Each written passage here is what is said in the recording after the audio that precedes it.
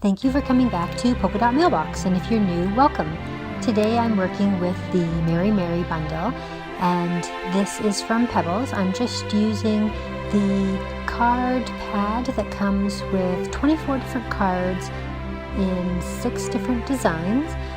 I'm taking the branding strip off the bottom of the cut-aparts, and I'm using that on the bottom of this card, and then I'm going to go ahead and put it on the top as well. Now you could use any branding strip. I like to try to include branding strips even when I cut the cut-aparts down to save on shipping. Anytime it's possible to include those on the bottom of your cards, I usually leave them there so you can reuse them. I'm going to put one on the inside also here to tie that into the design on the front of the card. I originally sewed the card and the branding strip right on top, but then I realized you can see it there on the other side of the card. But the problem with that was I didn't even mind that so much being on the opposite side, but the thing I didn't like was that I couldn't tape down the edges underneath to secure them in place. So the second time I went to sew, I actually put the branding strip through the sewing machine and then I glued it on, and that way it was easier to secure the lines. And then I went in and I put some little rhinestones in the center of the flowers. So I'm showing you here how you can use this paper pad to easily add embellishments to these pre-done cards. You can keep them the way they are, or you can make your own designs.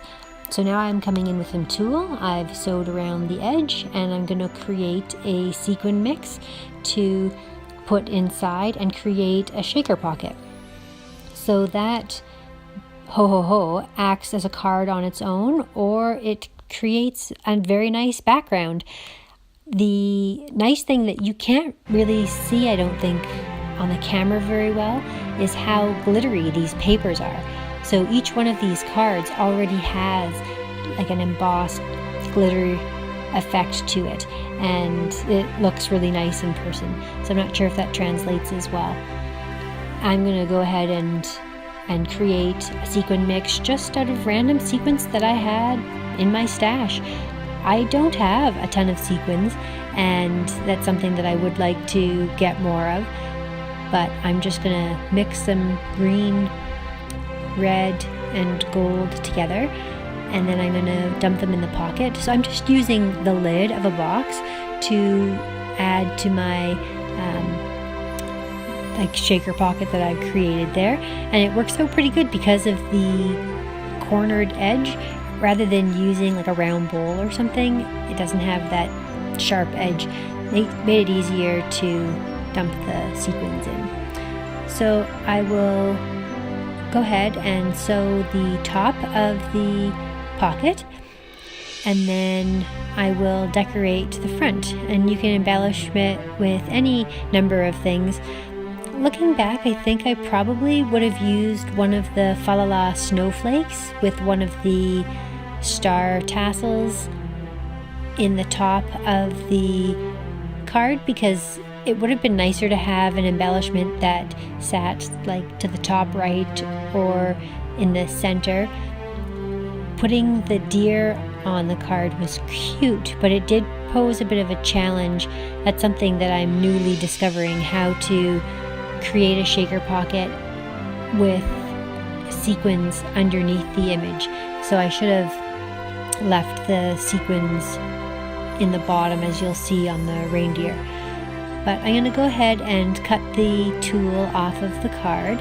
I don't try to be particularly straight or neat. I like a little bit of a jagged edge. It provides sort of like a neat texture. It's very, very subtle, and you wouldn't really see it unless you were looking close, but it would probably be too hard to do a nice straight line anyway, so works out well that I kind of like it like that. And There's the deer that I'm going to use. You can use any number of the images from this 6x12 sticker sheet. That deer was really cute. The Santa would go really well on this card because it says ho ho ho in the background. That's a appropriate title for a background page. You're gonna lose a lot of really what it says in the background there anyways, because there's so much else going on with the card. And I went in and I added a bow and a little sequin to the center of that bow to just finish off the reindeer. Lastly, I'm going to come in and decorate this Merry Christmas card. I'm going to use crate paper at the bottom of the card. And originally I was thinking, because it was so long, I might cut it in half.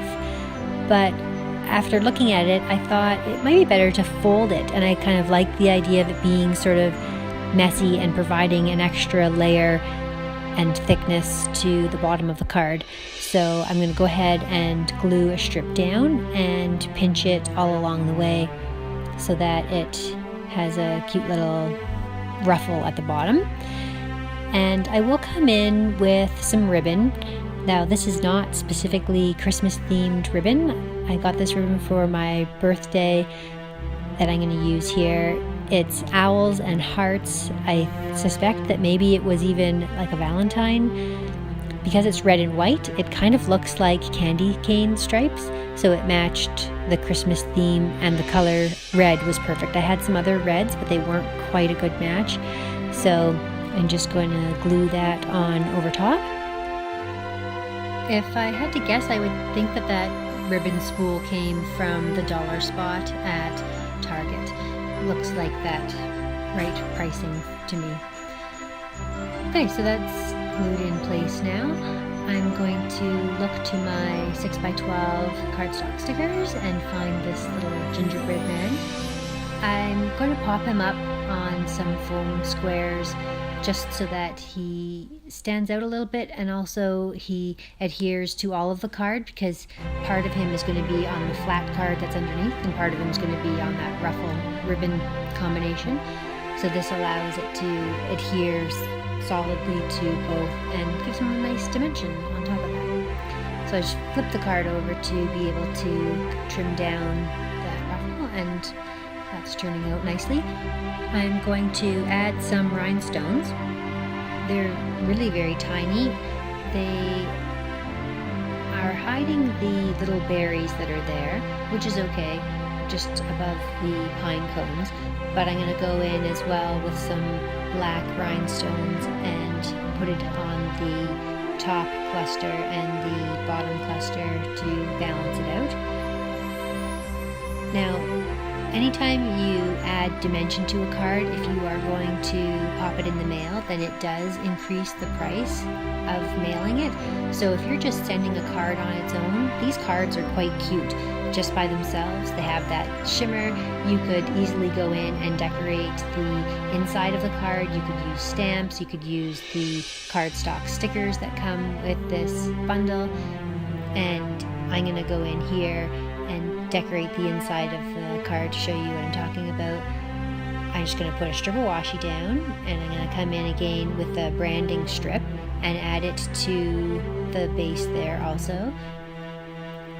Then I'm going to put the cardstock sticker over top.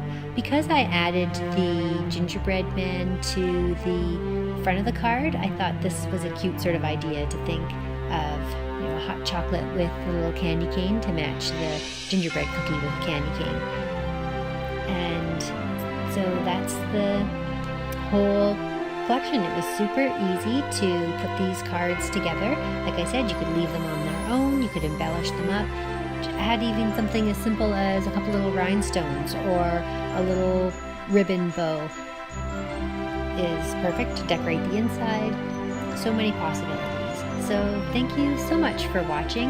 I appreciate all of you being here. We've had a lot of fun thinking about Christmas and preparing for the holiday season. So if you haven't already subscribed to my channel, please do so, and we will see you again next time. Thanks for watching. Bye.